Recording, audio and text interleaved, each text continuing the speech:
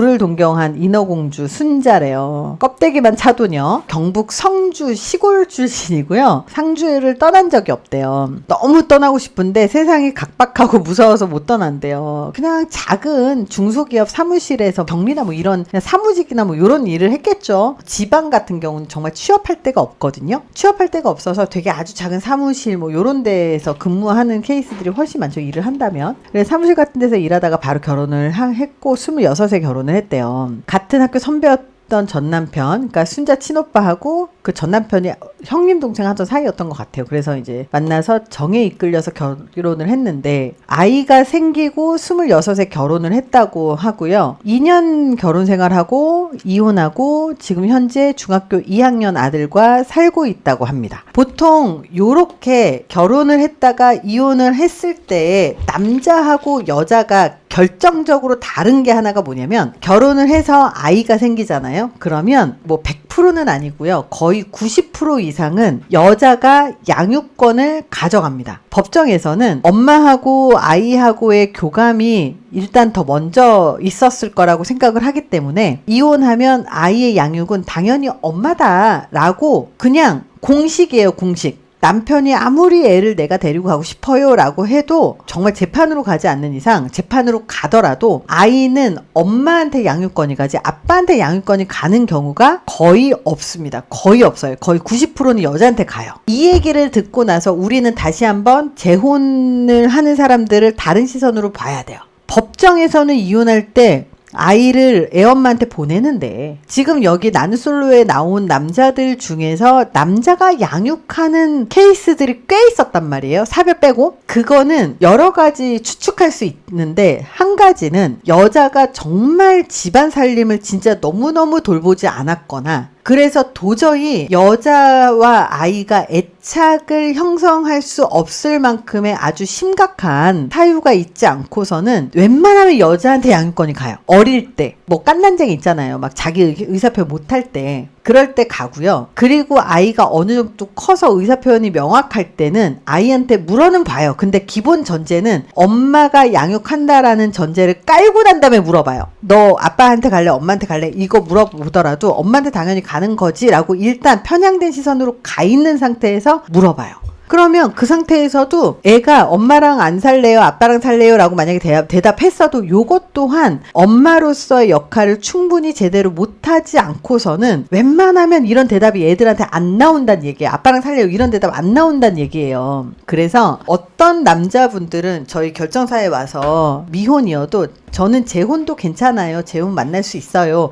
대신 아이를 낳았다면 본인이 키워야 돼요. 이렇게 얘기하시는 분이 있어요. 그러니까 이게 정상이라고 생각을 하는 거죠. 그러면 내가 다양한 케이스를 얘기를 해줘요. 꼭 그런 것만은 아니다. 이런 얘기들도 좀 해주는데 일단 첫 번째 케이스가 그렇고 그리고 두 번째는 이혼을 할 때 여자가 특별하게 좀 심하게 뭔가를 잘못해서 양육을 하면 안 되는 케이스가 아니라 남자하고 여자하고 둘이 협의를 했을 때 예를 들어 돈도 벌어야 되고 아이도 키워야 하거든요. 그러면 남자랑 이혼했을 때 양육비가 남자가 벌어들이고 있는 소득에 비례해서 양육비가 책정이 된대요. 이혼 당시에 남자의 소득에 비례해서 몇 프로가 양육비로 간대요. 소득이 많으면 많이 내고 소득이 적으면 30만 원, 40만 원 주는 경우들도 있대요. 그래서 그렇게 소득 대비로 가는데 중요한 건 만약에 100만 원을 양육비를 이제 남자가 여자한테 준다고 칠게요. 저희 회사에 상담받으러 온 남자분 중에 애가 둘이고 여자분이 양육을 둘을 하는데 남자가 양육비를 한 달에 200만 원을 주는 거예요. 애 한 명당 100만 원씩. 그래서 200만 원을 주는 거야.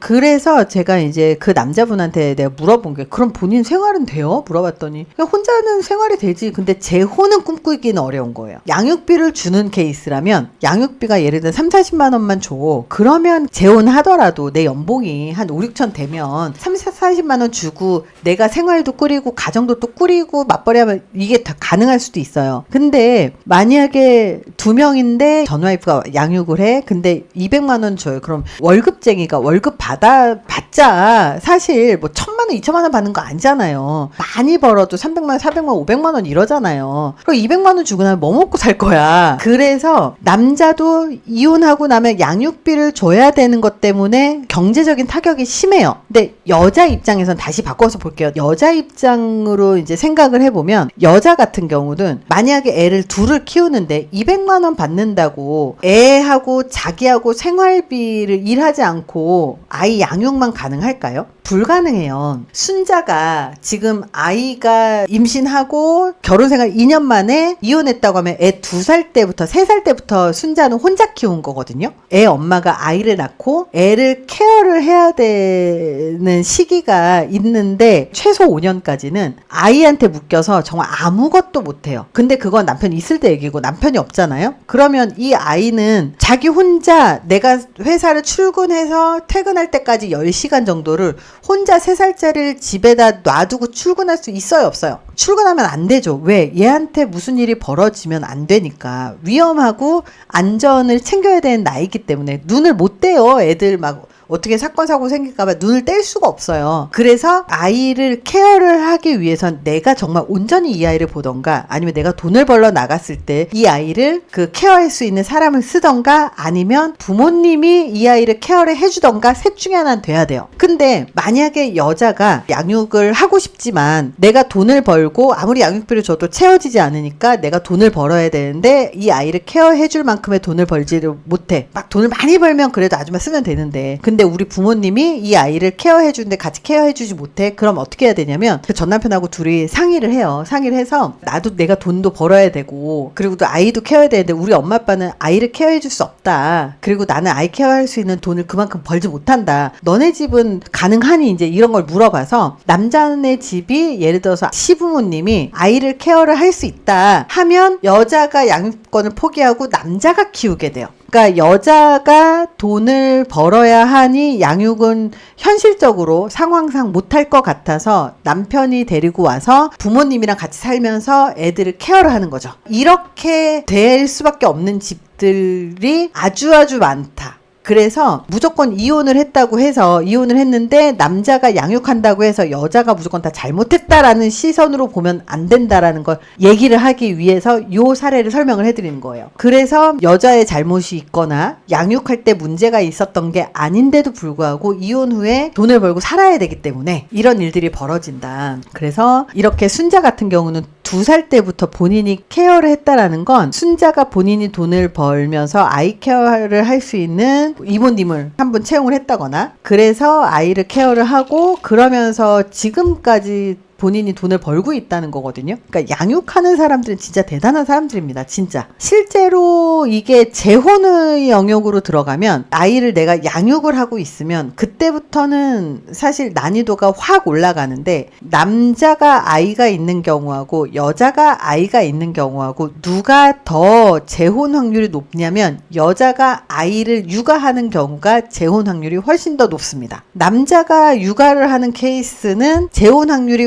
확 떨어지고요. 여자가 육아를 하고 있는 케이스는 재혼 확률이 조금 더 올라가요. 보통 이혼을 할 때 양육을 여자가 하고 남자가 양육을 안 한다고 그랬잖아요. 그럼 보통 돌싱이 아이는 있지만 비양육, 양육하지 않는 남자 돌싱들이 되게 많아요. 이들이 실제로 연애는 가능해도 재혼 시장에서는 사실 인기가 되게 없거든요. 그래서 이들이 선택할 수 있는 차선책이 미혼이나 아이 없는 돌싱이 1순위겠지만 이들은 근데 실제로는 그렇게 연결될 가능성이 없기 때문에 아이 있는 돌싱이라도 사람이 괜찮으면 만나고 이 아이도 내가 품어볼까? 이런 마인드로 재혼을 하는 케이스들이 생각보다 많아요. 그래서 여자가 아이를 양육하더라도 재혼이 가능합니다. 여자는. 근데 남자는 아이가 없는 재혼이 재혼 가능성이 뭐 100%라고 많이 예를 들어 친다면 아이가 있는데 전 배우자가 키운다면 50%로 떨어지고 자기가 양육하면 정말 한 10%로 떨어진다라고 생각을 하면 돼요. 그 정도 뚝뚝뚝 떨어져요. 근데 여자는 아이가 없는 돌싱이야. 그러면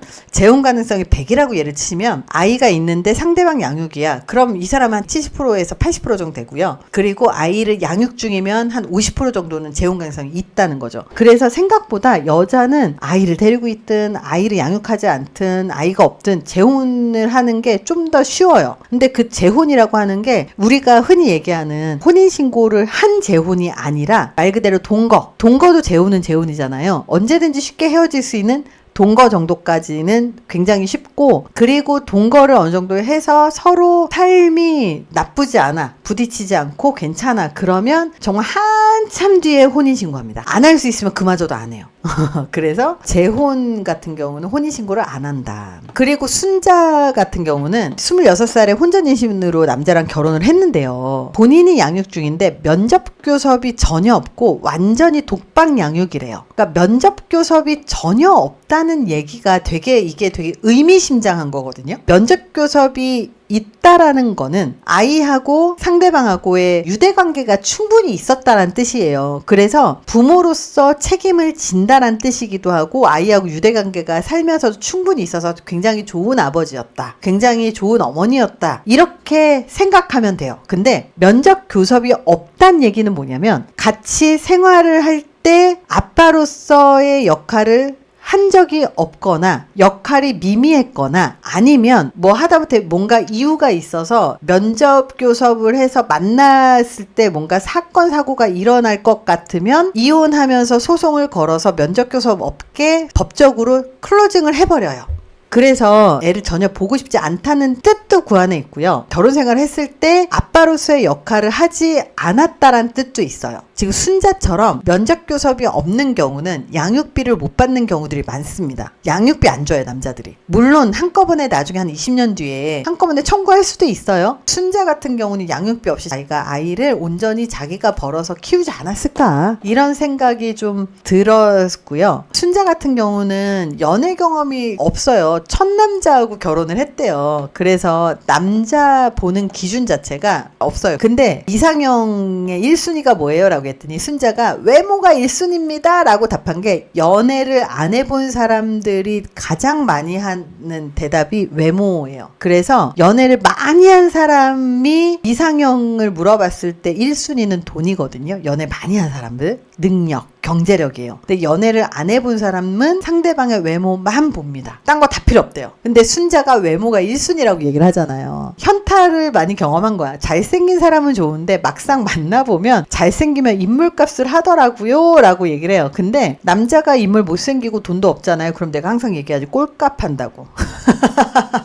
이렇게 뭐 잘생기면 인물값 한다고 하지만 외모로 사람을 평가를 하면 잘생기면 인물값 하고요, 못생기면 꼴값 합니다. 그러니 그렇게 중요하지 않은데, 이제 순자가 연애 경험이 없다 보니까 외모에 대해서 좀 많이 꽂혀 있고, 그래서 그 와중에 이상형 누구예요 물어봤더니 27기 영수, 30기 영수, 30기 영수 이번에 결혼하더라고요. 이제 잘생긴 사람만 선택을 하는 거죠. 그래서 이 사람은 무용 전공자고 K대학교 체육학과, 그리고 28살에 헤어지고 지금 프리랜서 댄서 강사라고 하고 요가 수업도 한다고 하고, 그래서 아들은 15살, 자기 나이는 38이고, 만약에 상주에서 서울로 상경하면 애도 같이 와요? 라고 물어보니까 당연히 가야죠, 제 새끼인데요. 지금 아이를 직접 키우고 있는 여자 같은 경우는 애에 대한 애착이 굉장히 강합니다. 참고로 요거는 스펙에 대한 부분이 아니고 심리적인 부분인데요. 결혼 생활을 제대로 유지를 하고 있다고 하더라도 남편과 관계가 안 좋거나 남편이 너무 바빠서 집에 잘 안 들어오거나 이런 집들이 있어요. 아니면 편모 가정, 어머니 혼자 아들을 키우는 그런 집들은 엄마들이 아들에 대한 애착이 아니라 집착이 굉장히 강력해요. 특히 아들을 키우고 있는 편모 같은 경우는 아들에 대한 집착이 굉장히 큰데, 그 아들을 남편처럼 심리적으로 결혼을 하면 나의 마음속에 혹은 나의 생활에서 굉장히 든든한 나의 울타리가 되는 게 남편이라고 그랬잖아요. 근데 이혼을 해서 혹은 사별을 해서 아들을 혼자 키우는 엄마들 같은 경우는 아들을 남편처럼 든든하게 생각하고 자기도 모르게 무의식적으로 남편 대신 나의 남편의 자리, 아들이지만 남편처럼 무의식적으로 생각을 해서 울타리라고 느껴요. 그렇기 때문에 엄마 혼자 아들을 어렸을 때부터 키워낸 가정들을 보면 아들이 엄마에 대해서 굉장히 애틋하고요. 엄마도 아들에 대해서 굉장히 애틋해요. 그래서 이렇게 애틋해서 결혼을 했을 때 아들을 혼자 키운 엄마들이 며느리를 굉장히 괴롭혀요. 그러니까 일부러 괴롭히는 게 아니라 나도 모르게 무의식적으로 시기와 질투심을 경험하고 귀한 아들을 뺏어간 여시 같은 년이 돼버리는 케이스들이 되게 많거든요. 근데 그들 제가 심리 상담을 해보면 결론은 혼자 힘들게 아들을 키웠는데 남편 자리가 비어 있는데 아들이 그 남편 자리에 있는 거예요. 심리적으로.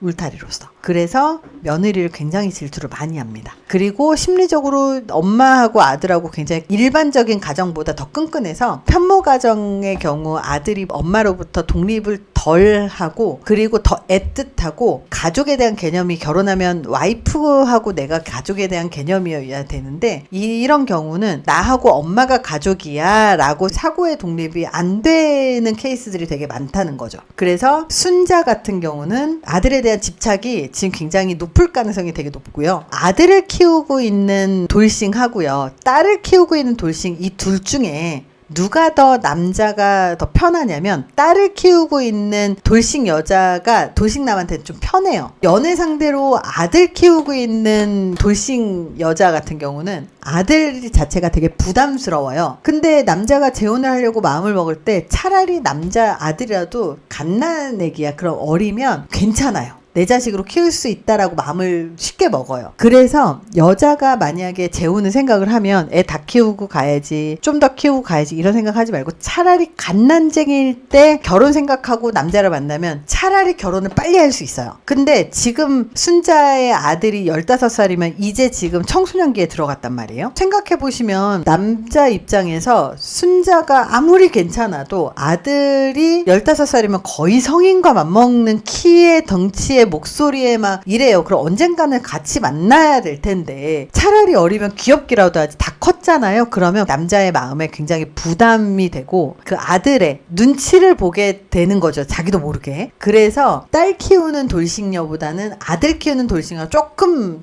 남자들의 거부감이 살짝 더 있습니다. 그래서 그런 아이가 있느냐 없느냐에서도 성별에 따라서도 다르다. 그런 결정사 관점에서 평가를 했을 때 난이도 자체가 낮은 편은 아니에요. 딸인데 예를 들어 5살 이하야. 그러면 무출산 돌싱이 100이라면 딸을 키우는 돌싱녀라면 한 80 정도 된다면 5살 미만의 아들을 키우면 한 70점 정도 될 수 있어요. 7, 80좀 비쌀 수 있어요. 근데 청소년기다 그러면 재혼 가능성이 확 떨어진다는 거죠. 50 이하로 떨어질 수도 있어요. 그래도 결혼을 다 하긴 하는데 그래도 50 이하로 떨어질 수 있어요. 그래서 외모도 괜찮죠. 그리고 이른 나이에 결혼해서 아이를 키웠기 때문에 아직도 젊고 아직도 예쁘고 아직도 몸매 관리 잘하고 있잖아요. 거기다 연애 경험도 없어서 계산적이지도 않고 그리고 자기가 좋아하는 사람한테 막 정말 최선을 다하고 막 이런 것 같은 느낌이 좀 있어요. 근데 중학교 2학년 아들이야? 그러면 윽 하는 게 있죠. 재혼 시장에서 가장 매칭이 어려운 조건 중에 하나가 양육인데 아들을 양육하는 엄마인데 그 중에서도 청소년 중고등학생 아이를 키우고 있는 아들을 양육하는 엄마가 여자들 중에서 매칭이 가장 어려워요. 남자들이 거절을 많이 해요. 근데 이 순자는 또 얼빠예요, 얼빠. 본인 처지는 생각 안 하고 객관적으로 보면 굉장히 어려운 케이스인데도 불구하고 본인은 얼굴을 봐요. 그러려면 그 잘생긴 사람이 나를 선택할 만큼의 나의 조건이 좀 돼줘야 되는데 또 그렇지는 못하고 어쨌든 순자는 얼굴도 예쁘고 다 괜찮은데 벌써 중학생이 된 아들이 있어서 이 아들이 몇 년 뒤에 더 커서 독립을 해버리면 오히려 더 그때는 재혼이 가능한데 그때는 뭐 이미 늙어가지고 지금의 그 외모를 남겨놓지 못할 수 있잖아요. 더 늙으니까. 그래서 나 같은 경우는 이렇게 좀 어렵더라도 좀 노력해라. 한 살이라도 어릴 때 노력해라. 이런 얘기들을 좀 해줍니다. 만약에 우리가 그 순자님을 매칭을 해준다면 이 사람이 38이잖아요. 우리가 매칭을 한다면 40대 중반에서부터 50대 중반까지 좀 어리면 40대 초중반인데 초반까지는 잘 가긴 어려울 것 같고 40대 초반에 아이를 키우는 양육 중인 남자라면 재혼 가능성이 있죠. 같이 키우는 거예요. 나도 하나 키우고 남자가 양육 중인 아이 하나 키우고 보통 내가 아이 한 명이면 상대방도 아이 한 명이면 좋은데 내가 아이 한 명 여자가 키우고 있으면 남자가 아이 2명 키우고 있거나 이런 케이스들도 있어요. 그 정도라면 순자는 결혼 가능성이 있다. 순자가 만약에 애 없는 돌싱을 만나고 싶다거나 아니면 얼굴 잘생긴 사람을 찾는다거나 이런 거를 되게 중요하게 여겨서 한다면 재혼 가능성이 좀 더 많이 내려가죠. 그래서 이 순자가 재혼을 성공하려면요, 외모를 보는 것 자체가 나쁘다고 생각은 안 해요. 근데 외모만 보는 게 나쁜 거죠. 외모를 보긴 봐도 되는데 그 남자의 성실함이나 책임감이 중요하기 때문에 그걸 봐야 돼요. 얼굴만 보고 홀라당발라 넘어가면 재혼을 해서도 되게 고생해요. 어쩌겠어요. 사람의 그 껍데기는 껍데기일 뿐이지 진짜 그 사람의 진가는 껍데기가 아니라 그 안에 알맹이잖아요. 그래서 아무리 잘생겼어도 내 마음을 흔들어도 그 사람이 어떤 사람인지, 주변 사람들과의 관계는 어떤지, 주변 사람들을 어떻게 대하는지, 그 남자가 주변 사람들이 이 사람을 어떻게 대하는지, 이런 것들을 최소 6개월 이상 관찰해서 얼굴뿐만 아니라 그 사람의 생활 습관이나 생활 태도나 이런 외모 외의 것들까지 보는 눈을 길러야 됩니다. 그리고 두 번째 솔루션은 사춘기 아들의 역할이 사실 되게 중요해요. 왜냐하면 남자가 되게 부담스러워하는 상황이, 여자는 좋은데 아들이 나를 싫어하면, 남자 대 남자는 아니어도 사실 다 큰 성인이나 마찬가지인데 몸이나 이런 것들이, 그러면 컨트롤이 안 되잖아요. 그래서 이런 경우에는 순자님과 만나는 남자친구랑 셋이 만나는 기회가 만약에 있다면 아들이 더 살갑게 굴어줘야 되고, 남자한테 아들이 더 우리 아버지였으면 좋겠어요 라는 오글거리는 멘트도 좀 해서 아들이 중간에서 새아빠가 될 가능성이 있는 엄마의 남자친구와의 관계에서 아들의 역할이 필요하다. 근데 그것까지 할 수 있는 아들이 뭐 세상에 몇 명이나 있겠어요. 그렇게 많지는 않아요. 그리고 순자가 너무 어렸을 때 결혼해서 이혼하고 아이를 혼자 키웠단 말이에요. 그래서 재혼을 보상심리로 재혼을 하면 진짜 절대 안 돼요. 자기 인생을 잘 살고 나랑 아들이랑 잘 사는데 같이 우리의 행복을 더 나눌 수 있는 사람을 만날 수 있으면 좋겠다의 관점으로 만나야 되는 거지. 이 결혼을 통해서 결혼 생활을 제대로 못 해본 거에 대한 그런 보상으로서 이 사람과의 결혼 생활을 더 잘해야지, 이런 느낌으로 접근을 하면 안 된다. 그래서 순자가 양육하는 여자 돌싱들 중에서는 굉장히 난이도가 높은 편에 속한다. 그리고 이제 자녀 계획은 노력해볼 의향이 있어요? 라고 물어봤더니 없대요. 실제로 재혼을 해서 다시 이혼을 하고 싶지 않으면 사실 둘 사이에 아이가 하나가 더 태어나줘야지 다시 이혼을 안 할 수 있는 가능성이 있는데, 이분은 아이를 낳을 생각이 아예 없다고 얘기를 해요. 그러면 솔직히 남자 입장에서 남의 새끼 키우려고 재혼하는 건 말이 안 되잖아요. 남자들도 다시 재혼을 할 때는 좋은 사람 만나서 같이 살아야지도 있지만 사실 그 기저에는 같이 아이 낳고 살고 싶다라는 게 많거든요. 그런 분들이 많아요. 재혼을 생각하시는 분들 중에 아직 나이가 어리신 분들은. 그래서 저 아이 생각 없어요. 그러면 여기에서 남자들이 선택을 안 하죠. 그래서 본인이 지금 굉장히 난이도가 높은데 재혼해서 아이 낳을 생각이 없다? 그 얘기는 나 재혼 생각 없어요. 그냥 연애만 할게요. 이 말하고 똑같아요. 그래서 순자가 성격도 뭐 서글서글하고 괜찮지만 제가 볼 때는 재혼의 관점에서는 굉장히 힘들다.